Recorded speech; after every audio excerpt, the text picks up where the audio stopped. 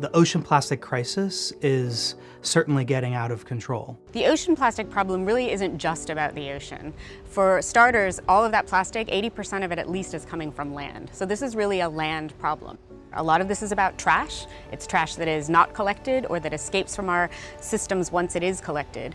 And that affects human health, it affects greenhouse gas emissions, it affects our safety, it affects economic development. We spent enough time pointing at the problem. Now is the time to start working on the solution. In order to make sure that these solutions are actually tangible, we're going to need partnerships. We're going to need partnerships that bring in the private sector, civil society, and government. And we need to be accountable. We need to be transparent about what it is we're trying to do and how we're going to do it. Circulate Capital and Ocean Conservancy have released a new handbook for investors who are interested in solving the ocean plastic problem, particularly in South and Southeast Asia.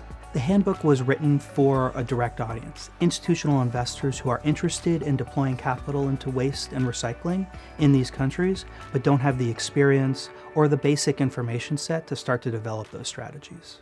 There is an investable pipeline out there. There are projects that need capital today, and investors are not actively involved in that space. So there needs to be more incentives and more information to allow institutional investors to begin their allocation process.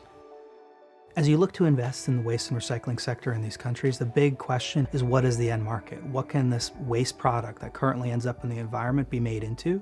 And it's a wide variety of opportunities, but the answer is that it has to be managed locally. We have to stop the hemorrhaging. It's not about going out into the ocean and picking up the stuff that's already there, and that's important and needs to be done, but I think the investable opportunities are more on land. And they are basic infrastructure around waste and recycling that can take this challenge, this plastic, that currently has no value, and create more value out of it. A few years ago, there were a few groups working on this issue. Now it's at the global center. It's incredibly important to bring private sector experience, financial experience, as well as ocean experience together to solve this problem. And I think the way that we're going to do this is really through those types of partnerships. It's a solution that starts now.